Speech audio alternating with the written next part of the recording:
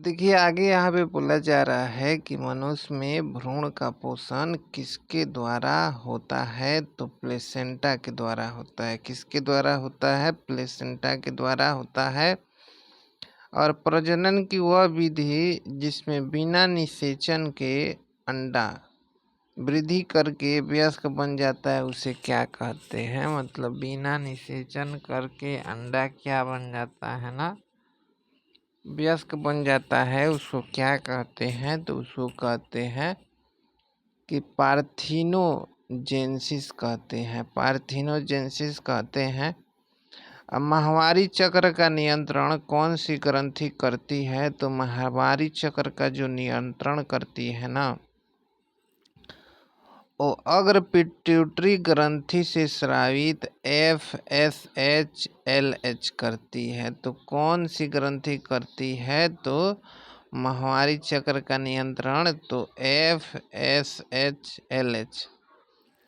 किस हार्मोन के प्रभाव से ग्राफियन पुटिका फटती है? तो ग्राफियन पुटिका किस हार्मोन के प्रभाव से फट जाती है? तो ल्यूटिनाइजिंग हार्मोन के स्राव से। ल्यूटिनाइजिंग हार्मोन के स्राव से ग्राफियन पुटिका क्या होती है? फट जाती है। एस्ट्रोजन किस प्रकार का हार्मोन है? तो एस्ट्रोजन है या नर हार्मोन है। किस प्रकार का हार्मोन है? तो नर हार्मोन है एस्ट्रोजन। इसके बाद है कि गर्भधान की जांच में स्त्रियों के मूत्र में किस पदार्थ की मात्रा का संज्ञान किया जाता है? माने जांच किया जाता है। तो किस चीज का जांच किया जाता है? तो कोरियोनल गैनाइडोट्रोफिन का। कोरियोनल गैनाइडोट्रोफिन का। कोरियोनल गैनाइडोट्रोफिन का। कृत्रिम गर्भधान में निषेचित अंडाणु को गर्भ में स्थापना के दौरान किस हार्मोन का नियमन महत्वपूर्ण होता है? तो कृत्रिम गर्भधान में निषेचित अंडाणु को गर्भ में स्थापना के दौरान किस हार्मोन का नियमन महत्वपूर्ण होता है? तो प्रोजेस्टेरोन का। उसके बाद है कि स्तनियों में अंडोत्सर्ज के पश्चात बनने वाले अंतःस्रावी संरचना कौन सी होती है?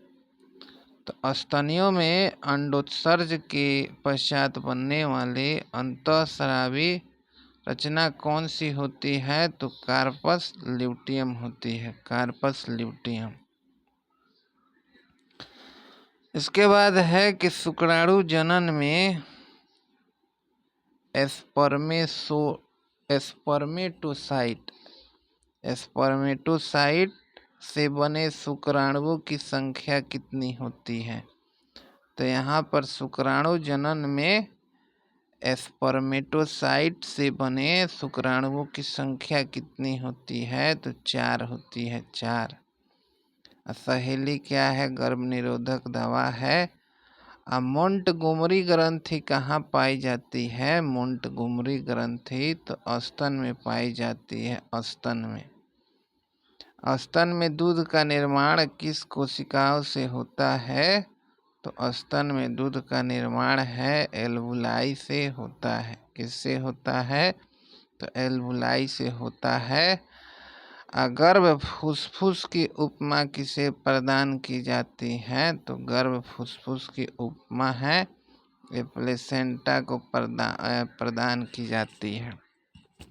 गर्भ फुसफुस की उपमा किसे प्रदान की जाती है? तो प्लेसेंटा को प्रदान की जाती है। उसके बाद है कि ग्राफियन फॉलिकल के परिपक्व होने तथा उसमें मतलब डिंब निकलने की क्रिया को क्या कहते हैं?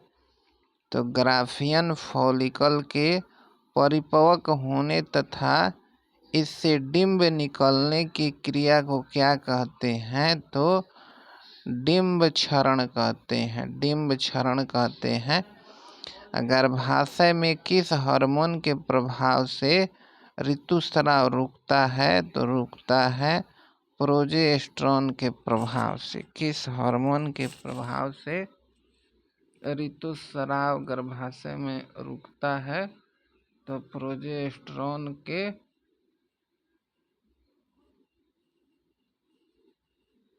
प्रभाव से, प्रोजेस्टेरोन के प्रभाव से।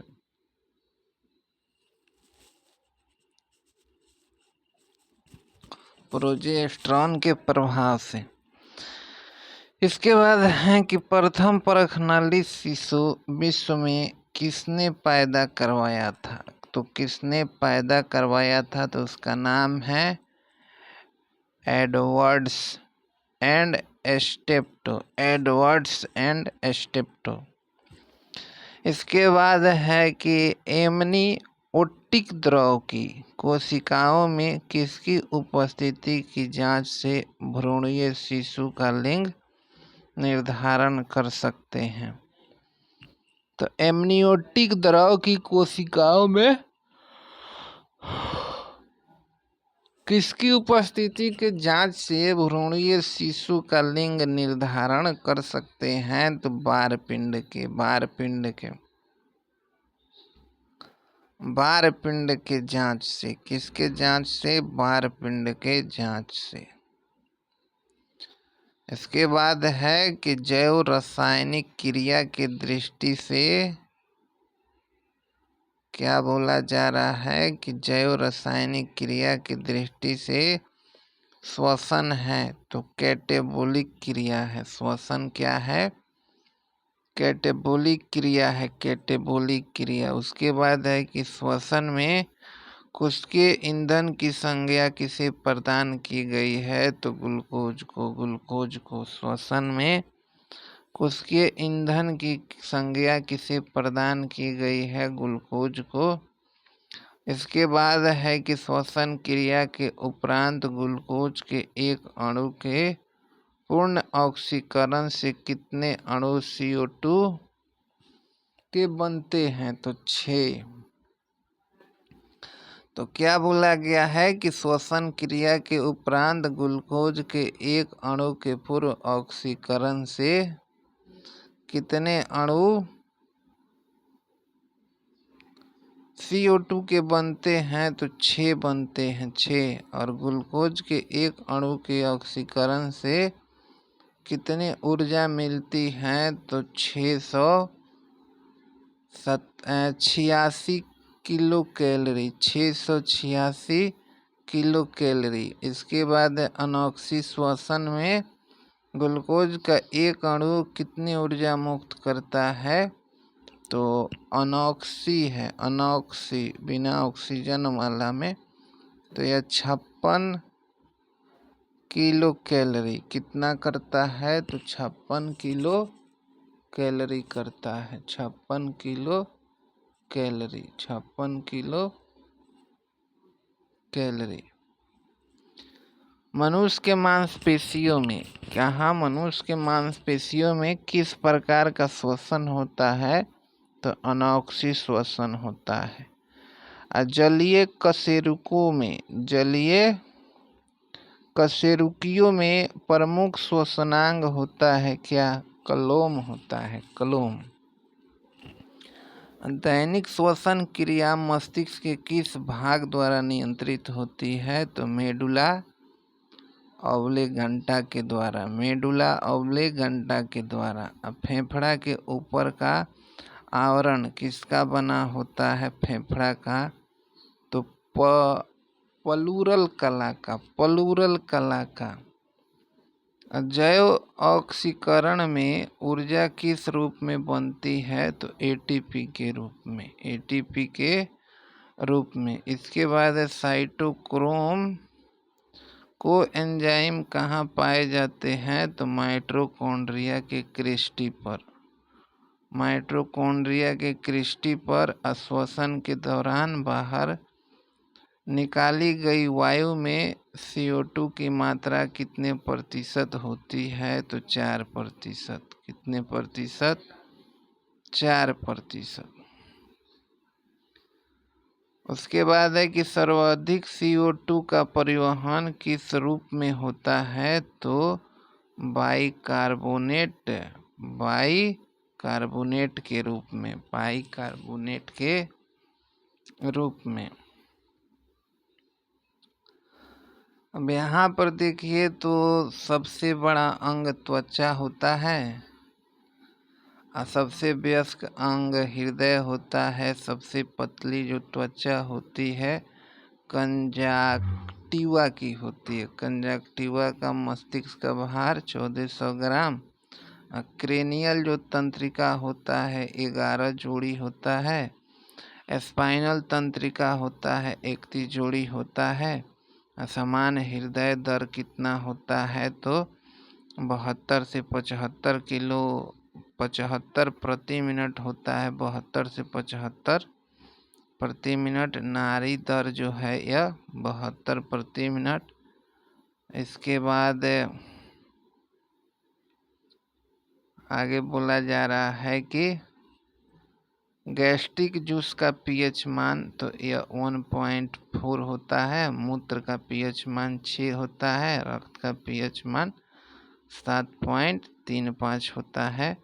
और शरीर का तापमान तो 37 डिग्री या 98.6 डिग्री फ़ारेनहाइट, चाहे 37 डिग्री सेल्सियस। श्वसन दर 16 से 20 प्रति मिनट। सबसे बड़ी हड्डी फीमर, सबसे छोटी हड्डी स्टेपिस। सबसे बड़ी ग्रंथि यकृत और सबसे बड़ी अंतःस्रावी ग्रंथि, इसका नाम क्या है, थायराइड। सबसे बड़ी कोशिका न्यूरॉन का। सबसे बड़ी धमनी तो एब्डोमिनल एरोटा। और सबसे बड़ा जो सिरा है यह किसका सिरा है, तो इन्फीरियर वेना केवा। सबसे लंबी तंत्रिका तंत्र, तो ये क्या है, सियाटिक है। Sciatic gluteus maximus, sciatic gluteus maximus. तो यहाँ पर देखिएगा सबसे लंबी तंत्रिका है ये सियाटिक है। सबसे बड़ी पेशी है यह ग्लूटियस मैक्सिसम है। उसके बाद डीएलसी क्या बोला जा रहा है,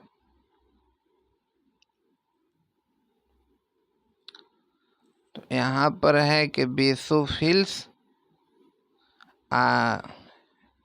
इसिनोफिल्स, मोनोसाइट, न्यूट्रोफिल्स और लिम्फोसाइट। तो ये कुछ नहीं है। अब यहाँ पर आइए सबसे छोटी पेशी में बात करें तो स्टेपिडियस है। स्टेपिडियस सबसे बड़ा। श्वेत रक्त कण की बात करें तो मोनोसाइट है। सबसे अधिक पुनरुद्भवन क्षमता किसमें होता है, यकृत में। सबसे कम मस्तिष्क में। शरीर की कुल अस्थियों की संख्या 206। कुल मांसपेशियों की संख्या, पेशियों की संख्या 239। और शरीर के कुल भाग में जल का हिस्सा 65%। और संपूर्ण शरीर में रक्त का आयतन 5 से 6 लीटर। और समान रक्तचाप ये कितना है, 120 से 80। 120 से 80। उसके बाद आरबीसी की संख्या तो 5 से, मतलब पुरुष में 5 से 5.5 मिलियन प्रति क्यूबिक। और महिला में 4.5 से 5 मिलियन प्रति क्यूबिक। उसके बाद ये सब हो जाएगा, ठीक है ना। चलिए यहाँ से अब चलते हैं आगे। यहाँ से बोला जा रहा है कि हैवर्सियन नालिका और तंत्र कहाँ पाए जाते हैं, तो हैवर्सियन नालिका और तंत्र कहाँ पाए जाते हैं, तो केवल स्तनियों के हड्डियों में। तब चलिए अब आगे यहाँ पे बोला जा रहा है कि हृदय पेशी होती है तो स्वतः उत्पादित प्रेरणा द्वारा उत्तेजित या रेखित एवं अनैच्छिक। उसके बाद है कि हिस्टियोसाइड्स होता है। हिस्टियोसाइड्स तो मैक्रोफेजेज होता है। हिस्टियोसाइड्स होता है वह मैक्रोफेजेज होता है। स्तनियों के अस्थि उपस्थिति से किसकी उपस्थिति के कारण भिन्न रहती है? तो अस्थि उपस्थिति से भिन्न रहती है हैवर्सियन नालिका की उपस्थिति के कारण। हैवर्सियन नालिका की उपस्थिति के कारण अस्थि को पेशी से जोड़ने वाली रचना है। क्या है? कंडरा है। कंडरा। उसके बाद है कि अफ्लाटॉक्सिन नामक खाद्य विषाक्तता किसके कारण होती है? तो कवक के कारण होती है। कवक के कारण। उसके बाद गर्भवती महिला को दैनिक आहार में कितनी मात्रा में आयरन की संतुति की गई है? गर्भवती महिला को क्या बोला गया है कि गर्भवती महिला को दैनिक आहार में कितनी मात्रा में आयरन की संतुति की गई है? तो 40 मिलीग्राम। 40 मिलीग्राम।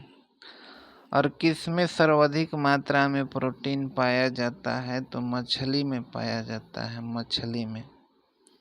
किस पदार्थ के ऑक्सीकरण में सर्वाधिक ऊर्जा प्राप्त होती है? तो वसा के। किस पदार्थ के ऑक्सीकरण में सर्वाधिक ऊर्जा प्राप्त होती है? तो वसा के। 1 ग्राम वसा के ऑक्सीकरण से कितने कैलोरी ऊर्जा मिलती है? तो 9.3।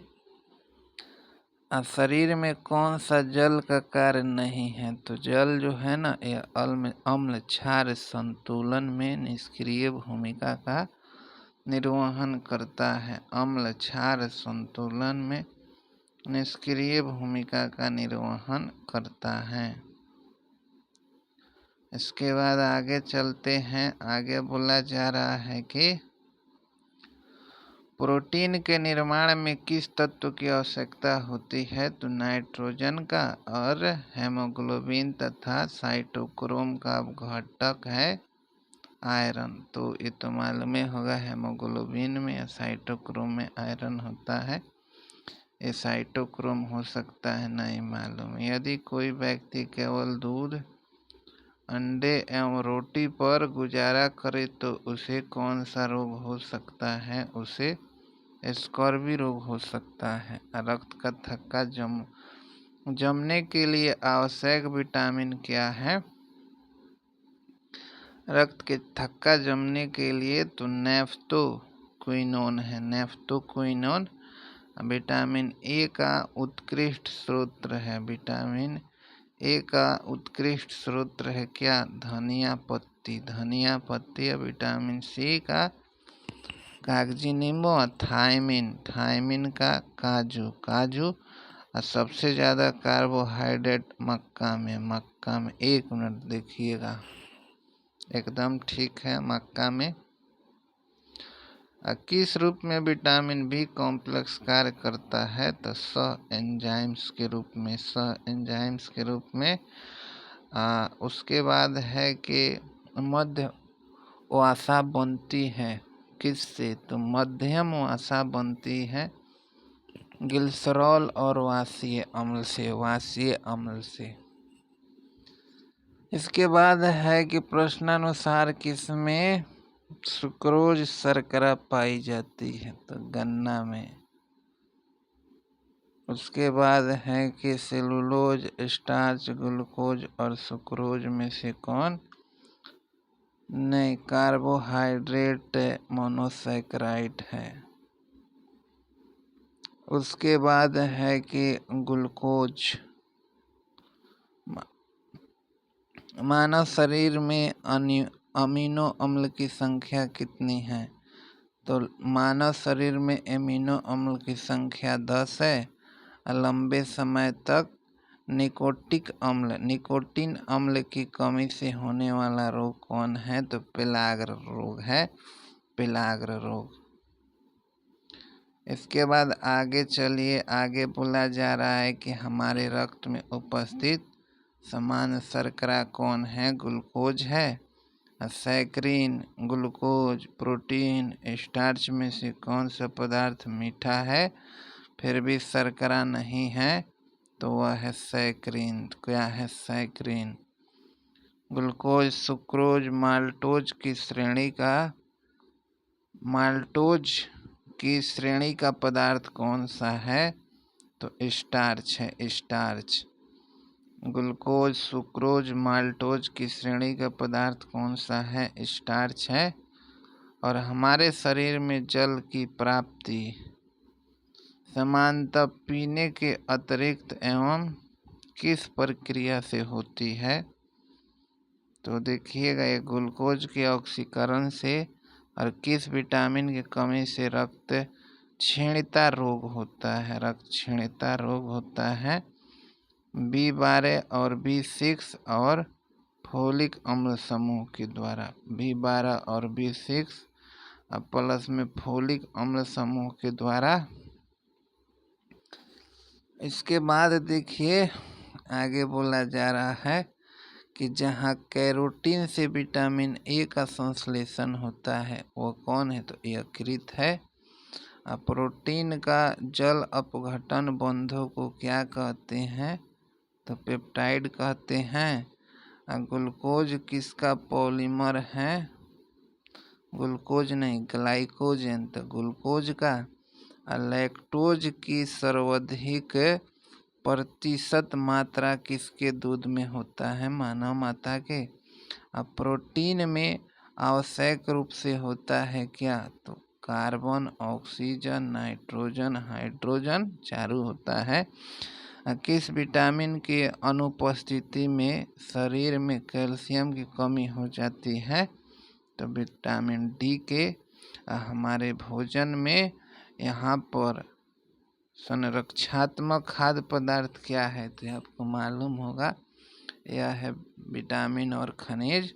घटते हुए क्रम में शरीर में विद्यमान प्रमुख तत्व। तो बढ़ते मतलब यहाँ पर घटते हुए क्रम में तो कैल्शियम, फास्फोरस, गंधक, लास्ट में सोडियम, इसके बाद मैग्नीशियम, ये सब याद होगा ही। मानव शरीर में संक्रमण को रोकने में मदद करने वाला विटामिन कौन है? तो विटामिन ए है। विटामिन ए, बी, सी और डी में से किस विटामिन को हार्मोन कहते हैं? तो डी कहते हैं। अब किस तत्व की कमी से घेंघा रोग होता है? तो आयोडीन की कमी से। अब मनुष्य को प्रतिदिन कितनी मात्रा में आयोडीन मिलनी चाहिए? कितनी मात्रा में? तो 80 मिलीग्राम, 80 मिलीग्राम। उसके बाद है ग्लूकोज, ऑर्निथिन, एल्बुमिन तथा ग्लोबिन में से कौन सा प्रोटीन मूत्र निर्माण में सहायक है? तो देखिएगा, एल्बुमिन मूत्र निर्माण में सहायक है। एंटीबायोटिक क्या है? एंटीबायोटिक तो किसी सूक्ष्म जीव द्वारा संश्लेषित रसायन जो अन्य सूक्ष्म जीवों की रक्षा करता है। शरीर में ऊतकों का निर्माण होता है किससे? प्रोटीन से। मनुष्य में एफ्लाटॉक्सिन खाद्य विषाक्तता द्वारा सामान्यतः कौन सा अंग प्रभावित होता है? तो एफ्लाटॉक्सिन खाद्य विषाक्तता द्वारा यकृत। माइसिटीन क्या है? तो एंटीबायोटिक है। सुक्रोज, ग्लूकोज, फ्रैक्टोज, माल्टोज में से सबसे मीठा कौन है? फ्रैक्टोज। देखिएगा, यहाँ पर बीमारी है, ठीक है ना। तो देखिएगा, कैल्सीफेरॉल तो अस्थि रुग्णता, नियासिन पेलार्ग, कोबालएमिन तो संघातिक रक्तलपता। किस एक पर रोक नहीं है जिसे एथलीटों द्वारा प्रदर्शन सुधारक पदार्थ के रूप में उपयोग किया जाता है, उपयोग में लाया जाता है? तो एरिथ्रोपोइटिन। क्या नाम है इसका? एरिथ्रोपोइटिन।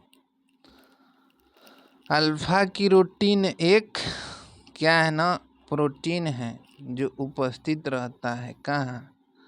तो चमड़ा में, चर्म में, और शरीर में अतिरिक्त ग्लूकोज ग्लाइकोजन में परिवर्तित होकर भंडारित रहता है। ग्लाइकोजन में परिवर्तित होकर भंडारित रहता है कहाँ पर? तो यकृत में। Vitamin B1, vitamin B2, vitamin B6 तथा विटामिन 12 में से किस विटामिन में कोबाल्ट होता है? तो B12 में होता है, B12 में। इसके बाद है कि हमारे शरीर में अम्लीयता तथा क्षारकता के बीच जो तत्व संतुलन बनाए रखता है वह कौन है? फास्फोरस है, फास्फोरस। और जिंक चूर्ण, निकेल, प्लेटिनम और तांबे में से किस उत्प्रेरक का उपयोग वनस्पति तेल के हाइड्रोजनीकरण के लिए किया जाता है? तो निकेल का प्रयोग किया जाता है। इसके बाद है कि आहार उत्पादों के विक्रय में जुटी एक कंपनी यह विज्ञापित करती है कि उसके उत्पादों में ट्रांस वसा नहीं है। तो इसके इस अभियान का उपभोक्ताओं के लिए क्या अभिप्राय है? तो पहला कि खाद्य जो उत्पाद है वह हाइड्रोजनीकृत तेल से निर्मित नहीं है। कंपनी का आहार पशु उत्पन्न वसा या तेल से निर्मित नहीं है। कंपनी द्वारा प्रयुक्त तेल संभवतः उपभोक्ताओं के हृदय वाहिका स्वास्थ्य को क्षतिपूर्ति नहीं पहुंचाएगी। आगे है कि विटामिन ए प्रोटीन, एंजाइम और हार्मोन में से किसके निर्माण हमारे शरीर में नहीं होता है? तो विटामिन ए का निर्माण शरीर में नहीं होता है। यदि कोई व्यक्ति हरी सब्जियां खाना बंद कर दे तो उसे कौन रोग हो जाएगी? रतौंधी। ये बात गलत है। विटामिन ए के कमी से मतलब इसमें विटामिन ए की कमी हो जाएगी, मतलब हरी सब्जियां खाना बंद कर दे तो ये सही है। इसके बाद यहाँ किसको क्या बोलते हैं ये सब आपको बताया जा चुका है, तो यहाँ पे नहीं बताया जाएगा। इसी बुक में ऊपर बताया जा चुका है। साथ साथ कौन बीमारी होता है। स्थानीय पीड़ा की उत्पत्ति में किसकी विशेष भूमिका होती है? तो प्रोस्टैग्लैंडिन्स का। और जीव कोशिकाओं में जल को छोड़कर संख्या और विविधता में सबसे अधिक अणु किसके होते हैं? तो जीव कोशिकाओं में जल को छोड़कर संख्या और विविधता में सबसे अधिक अणु किसके होते हैं? प्रोटीन के। एक सजीव कोशिका तथा एक मृत एवं सूखी कोशिकाओं के भार में क्रमशः कितना प्रतिशत प्रोटीन के कारण होते हैं? प्रोटीन्स के कारण होते हैं तो 14 या 50%। ठीक है ना। मतलब एक सजीव कोशिका तथा एक मृत एवं सूखी कोशिका के भार में सजीव में 14%, मृत में 50%। काइटिन मुख्यतः कहाँ पाई जाती है? तो कीटों तथा आर्थ्रोपोडा जंतुओं के बाह्य कंकाल में। ठीक है। इनमें से कौन सी प्रोटीन का अणु तंतुमय नहीं होता है? तो मायोग्लोबिन में जो प्रोटीन का अणु होता है तंतुमय नहीं होता है। कौन सी प्रोटीन के अणु तंतुवत होता है? तो मायोग्लोबिन, फाइब्रिनोजेन और इलास्टिन। तो देखिएगा यहाँ पर मायोसिन लिखा है जो क्या होता है? तंतुवत होता है। मायोग्लोबिन है जो क्या होता है? तंतुवत नहीं होता है। किस तत्व के परमाणु कार्बनिक अणुओं के रेखीय या चक्रीय अवलंबन ढांचे बनाते हैं? किस तत्व का जो परमाणु है वो कार्बनिक अणुओं के रेखीय या चक्रीय अवलंबन ढांचे बनाते हैं? तो कार्बन के। लगभग कितने तत्व जीव पदार्थ के संयोजन में भाग लेते हैं? तो कितने तत्व? 30 तत्व हैं। अब प्रोटीन्स, लिपिड, कार्बोहाइड्रेट्स तथा न्यूक्लिक अम्ल में से ऑक्सीजन के परमाणु सबसे कम किसमें होते हैं? तो लिपिड में होते हैं, लिपिड में। इसके बाद है कि मंड, सेलुलोज, ग्लाइकोजन तथा डेक्स्ट्रॉन जंतुओं में से कौन सा पॉलीसेकेराइड आरक्षित ईंधन का काम करता है? तो कौन है जो पॉलीसेकेराइड आरक्षित ईंधन का काम करता है? तो ग्लाइकोजन है। हमारे शरीर का लगभग कितना प्रतिशत भाग जल होता है? तो 57 से 65% भाग। और प्रोटीन की प्रचुरता वाले खाद्य पदार्थों में उपस्थित एमिनो अम्ल टायरोसिन के बारे में कौन सा कथन सही है? टायरोसिन के बारे में तो यह ऊर्जा के स्तर को बढ़ाने में सहायता करता है, यह भावनात्मक एवं पर्यावरणीय दबाव का सामना करता है, और दूसरा है कि उदासी से लड़ सकता है। पेप्सिन होता है क्या? एंजाइम होता है पेप्सिन। उसके बाद है कि किसके अणु प्रोटीन अणुओं के पाचन के अंतिम उत्पाद और उनकी संरचनात्मक इकाई होती है? तो एमिनो अम्ल होता है। अब देखिए ट्रिप्सिन बदलता है। तो ट्रिप्सिन प्रोटीन्स को पेप्टोन में, बिलीरुबिन तथा बिलीवर्डिन कहाँ पाए जाते हैं? तो पित्त में। अब विटामिन होता है कार्बनिक यौगिक जिसका संश्लेषण शरीर में नहीं होता है। तो विटामिन कार्बनिक यौगिक है, शरीर में संश्लेषण नहीं होगा। डी का होता है एक। डीएनए अणु के संयोजन में भाग लेते हैं। तो देखिएगा सबसे पहले पेंटोस शर्करा, जो शर्करा होता है पेंटोस, फॉस्फोरिक अम्ल, पिरिमिडिन्स तथा प्यूरिन्स। तो प्यूरिन्स, पिरिमिडिन, फास्फोरिक अम्ल तथा पेंटोस। ट्रिप्सिन ऐसा एंजाइम है जो कि ग्रहणी में क्षारीय माध्यम से प्रोटीन को तोड़ता है। ग्रहणी में क्षारीय माध्यम में प्रोटीन को तोड़ता है। अब देखिए पित्त का मुख्य कार्य क्या है? पाचन के लिए वसा का इमल्सीकरण। पाचन के लिए वसा का इमल्सीकरण। वह अंग जिसमें प्रोटीन का पूर्ण पाचन होता है वो कौन है? आंत है। आंत में प्रोटीन का पाचन होता है। किस रूप में पची हुई प्रोटीन, क्या बोला गया है? पची हुई प्रोटीन्स का शरीर में संचरण होता है। तो एमिनो अम्ल में। उसके बाद है कि कौन सा पदार्थ शरीर के वृद्धि और नई कोशिकाओं के निर्माण के लिए सबसे अधिक आवश्यक होता है? तो प्रोटीन्स होता है, प्रोटीन्स। और आंतीय एपिथेलियम द्वारा स्रावित हार्मोन कोलिसिस्टोकाइनिन का कार्य है। तो आंतरीय एपिथेलियम द्वारा स्रावित हार्मोन कोलिसिस्टोकाइनिन का कार्य है। तो प्रोटीन के संकुचन का प्रेषण तथा अग्नाशय रस का श्रावण का प्रेषण।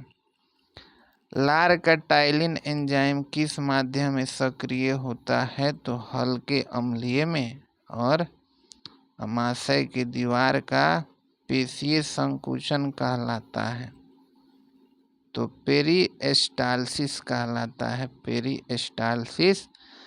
इन्वर्टेज एंजाइम किसे किस में बदलता है? तो सुक्रोज को ग्लूकोज और फ्रैक्टोज में, सुक्रोज को ग्लूकोज और फ्रैक्टोज में। अमाशय में भोजन के अणु को कौन नष्ट करता है? तो HCl। यहाँ पर भोजन के अणु नहीं, बैक्टीरिया को, भोजन के जीवाणु को। उसके बाद देखिए, अग्नाशय, ग्रहणी, अमाशय, यकृत में से किसके द्वारा ट्रिप्सिनोजन एंजाइम का श्रवण होता है? तो अग्नाशय के द्वारा होता है, अग्नाशय के द्वारा होता है। अब पाचन में क्या होता है? पाचन में तो अविसरणशील भोजन का कण अपने विसरणशील घटकों में टूट जाता है। मनुष्य के आंत में अवशोषित वाष्पीय अम्ल तथा मोनोसैकेराइड रुधिर में पहुंचने से पहले कहाँ पहुंचते हैं? तो मनुष्य के आंत में अवशोषित वाष्पीय अम्ल और मोनोसैकेराइड रुधिर में पहुंचने से पहले कहाँ पहुंचते हैं? तो लसिका वाहिनियों में। और एस्टर बंधों को टूटने पर किसका पाचन होता है? तो वसा का। अस्थायी दांतों की कुल संख्या कितनी होती है? तो ये 20 होती है, 20। अस्थायी दांतों का क्रम मध्य से पार्श्व की ओर किस प्रकार होती है? मतलब किस प्रकार होती है? 2 इंसाइजर, मतलब 2 इंसाइजर, 1 कनाइन, 2 प्रीमोलर और 3 मोलर। तो 21, 23 तुमको याद होगा। इसके बाद है कि ग्रासनी में दोनों ओर गलतुंडिका के स्तंभों के मध्य लसिका उत्तक का पिंड, किस चीज का पिंड? लसिका उत्तक का पिंड होता है। तो किसका? जो कहलाता है क्या? टॉन्सिल। पोषण नाल प्रारंभ कहाँ से होता है? तो मुख से होता है। इसके बाद है कि पेप्सिन। तो प्रोटीन को पेप्टोन में, रेनिन केसिनोजेन प्रोटीन को केसिन में, ग्रहणी छोटी आंत का आरंभ। और पेप्टोन है एमिनो एसिड से बने सरल लघुशील पदार्थ, मतलब घुलनशील पदार्थ। इसके बाद है कि कशेरुकियों के अमाशय में मुख्यतः किसका पाचन होता है? तो प्रोटीन का। और आंत में पहुंचते ही भोजन का मिश्रण सबसे पहले किस तरल में होता है? तो अग्नाशयी रस में होता है, अग्नाशयी रस में होता है। इसके बाद है कि क्या आप जानते हैं कि एट्रोपिन रसायन का उपयोग डॉक्टर द्वारा पुतली के विस्फारण में किया जाता है। और रतौंधी का रोग सल्काओं में रोडोप्सिन की कमी से होता है। किसमें कची की कमी से? तो सल्काओं में रोडोप्सिन की कमी से। शंकुओं की कमी के कारण वंध्यता रोग या डाल्टोनिज्म रोग हो जाता है। उसके बाद मनुष्य, बंदर, पक्षी, छिपकली, टर्टिल तथा कुछ मछलियों में रंगीन दृष्टि पाई जाती है। मुर्गे के दृष्टि पटल में केवल शंकु पाए जाते हैं और मांसाहारी जंतु जैसे बिल्ली, कुत्ता, शेर आदि की आंखें टैपिटम लूसिडम के कारण चमकते हैं और पीले हरे रंग के लिए आँख सबसे अधिक क्या होता है तो संवेदी होता है, सबसे अधिक संवेदी होता है। मधुमक्खियाँ पराबैंगनी किरणें देख सकती है जबकि गिद्ध में सबसे तीव्र दृष्टि पाई जाती है। इसके बाद यहाँ पर देखिए अब क्या बात हो रही है ना लाइपेज के बारे में। तो वसा विघटक एंजाइम ट्रिप्सिन, प्रोटीन का पाचन एमाइलेज, कार्बोहाइड्रेट का पाचन इरेप्सिन, पॉलीपेप्टाइडों को एमिनो अम्ल में बदलता है। जहाँ वसा कार्बोहाइड्रेट एवं प्रोटीन का पाचन पूर्ण होता है वो क्या होता है, वो छोटी आंत। पचे हुए पोषण पदार्थों का अवशोषण मुख्यतः होता है, मतलब पचे हुए पोषक पदार्थों का अवशोषण कहाँ होता है, छोटी आंत में। और एंटी रिकाइनिज, तो एंटी रिकाइनिज और साथ ही साथ एंटी रोरगेस्टोन और ट्रिप्सिन तथा एमाइलेज में से कौन सा पदार्थ पाचन एंजाइम नहीं है, तो एंटी रोगेस्ट्रोन, एमाइलेज, माल्टोज, सुक्रोज तथा यूरिएज में से कौन सा पदार्थ एंजाइम नहीं है, तो माल्टोज है वो एंजाइम नहीं है।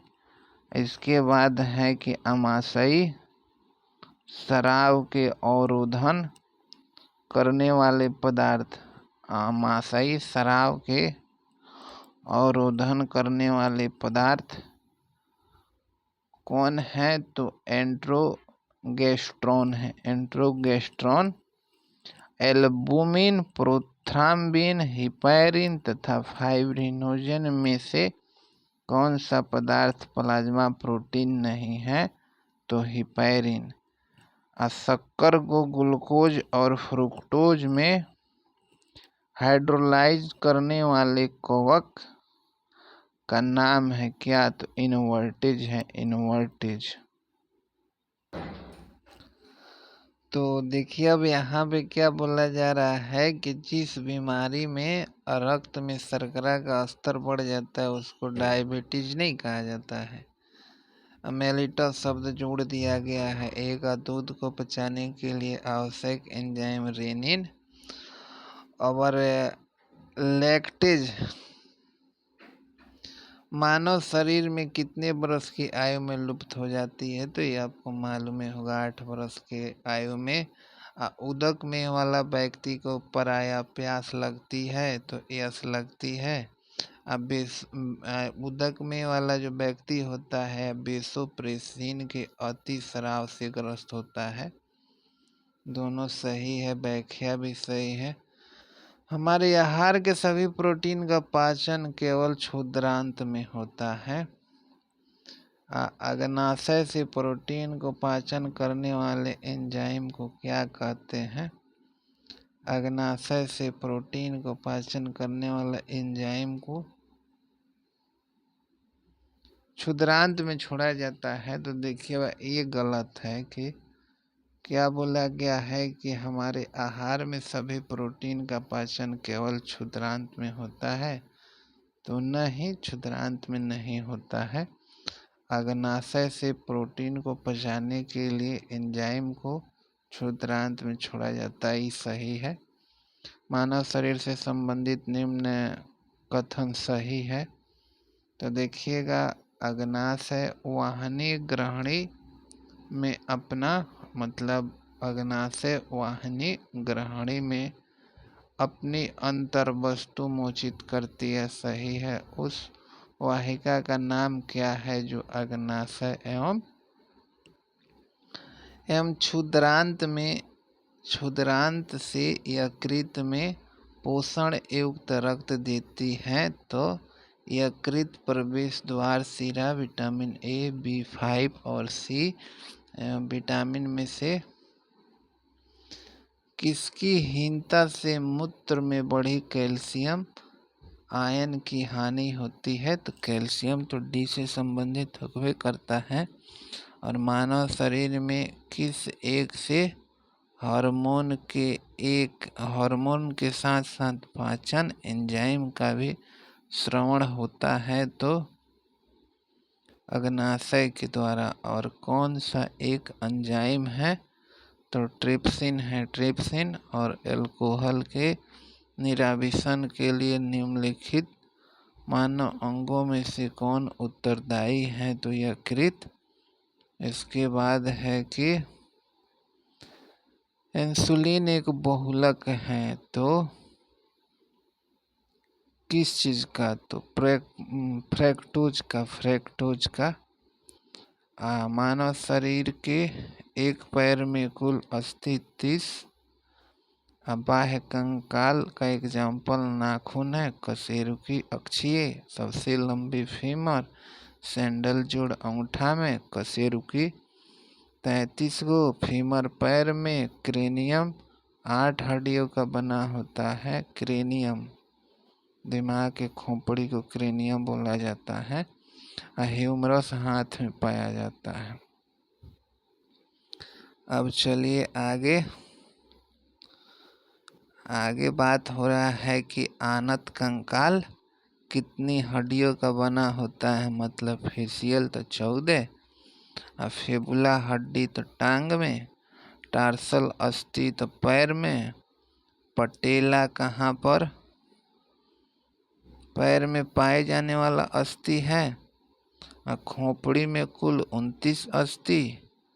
एक्सियल कशेरुका एटलस कशेरुका से किस प्रकार भिन्न है? तो ओडेंटोइड्स प्रवर्धन की उपस्थिति के कारण पैर के लंबी तथा खोपड़ी अस्थियों से भरी हुई अस्थि मज्जा किसका निर्माण करती है? तो रुधिराणुओं का। लिगामेंट जोड़ता है हड्डी को हड्डी से। हैवर्सियन नालिकाओं एवं तंत्र कहाँ पाए जाते हैं? तो स्तनियों की अस्थियों में। कठोर व्यायाम के समय पेशियों में क्या बनता है? तो पायरुविक अम्ल से लैक्टिक अम्ल। आरेखीय पेशी तंतुओं का प्रमुख प्रोटीन है क्या? मायोसिन और एक्टिन। इसके बाद है कि कंकाल मेसोडर्मी होता है। कौन सा तंतु संयोजिक ऊतक का घटक नहीं है? तो तंत्रिका तंतु, क्योंकि यह किसका घटक है? जोड़ने का काम ये थोड़े करता है। इसके बाद देखिए स्पॉन्डिलाइटिस एक बीमारी का नाम है जिससे प्रभावित होता है। तो स्पाइनल कॉलम। BMD परीक्षण किसकी पहचान के लिए किया जाता है? तो ऑस्टियोपोरोसिस के। हृदय के ऊपर कोष्ठ या नीचे का कोष्ठ क्रमशः क्या कहलाता है? तो अलिंद निलय। हृदय की भित्ति में कितनी परत होती है? तो 3। रक्त वाहिनी का मध्य आवरण किसका बना होता है? तो आरेखित पेशी का।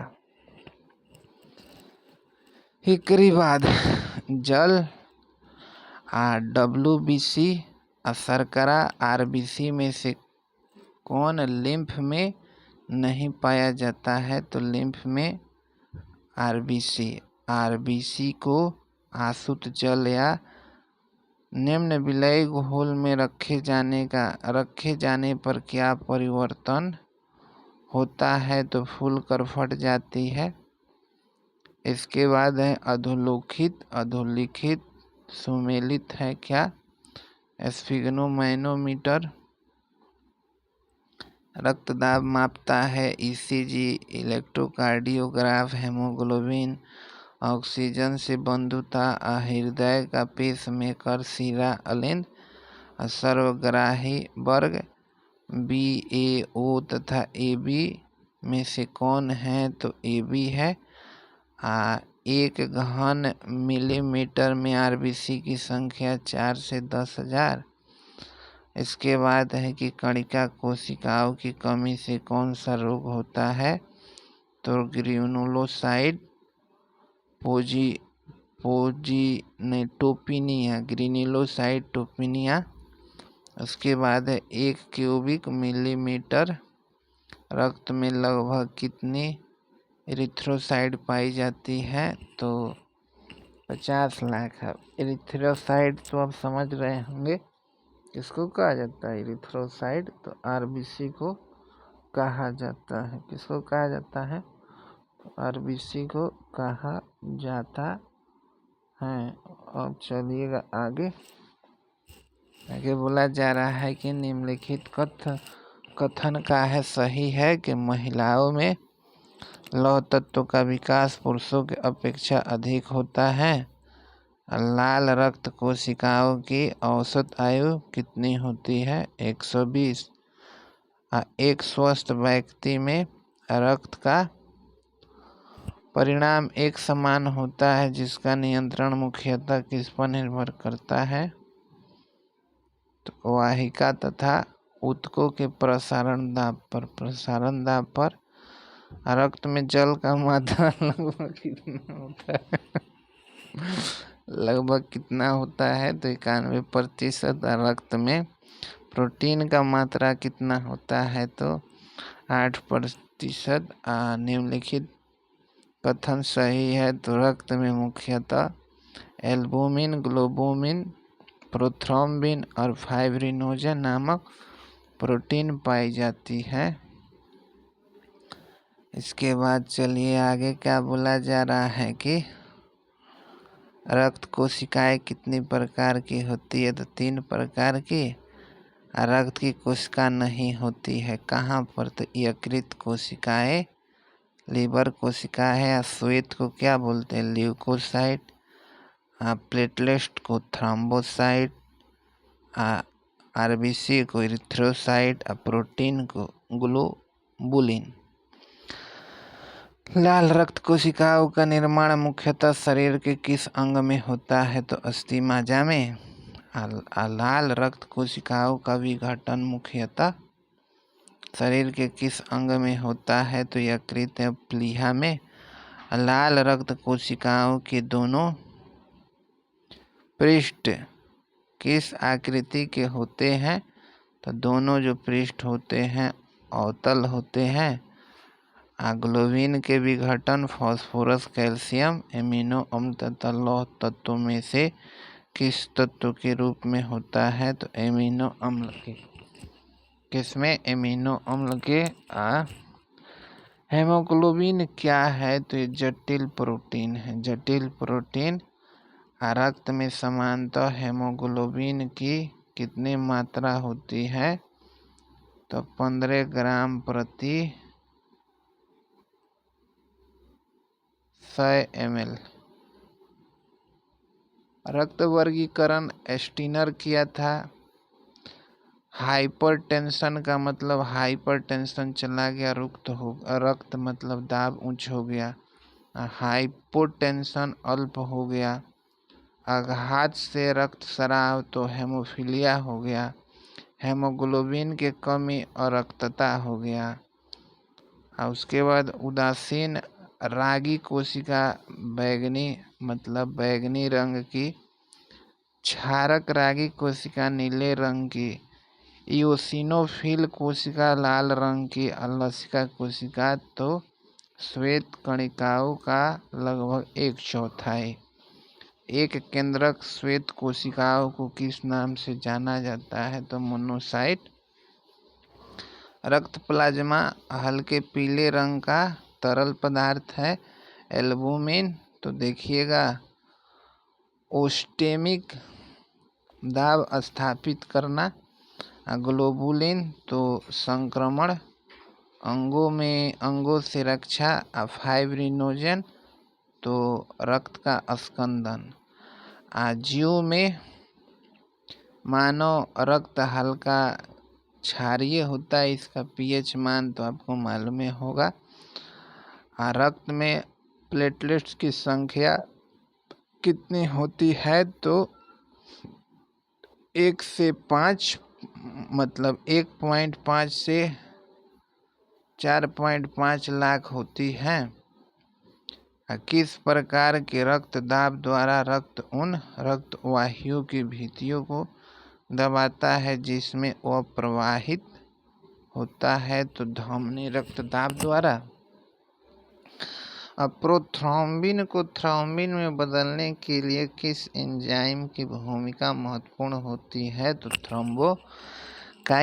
उसके बाद है कि थ्रोम्बोकाइनेज एंजाइम को किस और नाम से जाना जाता है, तो थ्रोम्बोप्लास्टिन। प्रोथ्रोम्बिन का निर्माण कहाँ होता है और इसके निर्माण में कौन सा विटामिन आवश्यक होता है, तो यकृत के विटामिन, मतलब यकृत में विटामिन के रक्त के स्कंदन के लिए 4 पदार्थों की आवश्यकता होती है, जैसे कैल्शियम। आवश्यक घटकों कैल्शियम, कोशिका भित्ति, फाइब्रिन तथा एल्बुमिन में से कौन सा नहीं है, तो एल्बुमिन नहीं है। परिसंचरण तंत्र में यदि किसी स्थान पर थक्का जम जाए तो क्या कहते हैं, तथा इस स्थिति को थक्का जम जाए तो उसे क्या कहते हैं, तथा इस स्थिति को क्या कहते हैं, तो थ्रोम्बोसिस। थ्रोम्बस। शरीर के अन्य सभी अंगों की तुलना में किस अंग को ऑक्सीजन की आवश्यकता सबसे ज़्यादा होती है, तो मस्तिष्क की होती है, मस्तिष्क की। अब देखिए, यहाँ से हम अगला क्लास में लाएंगे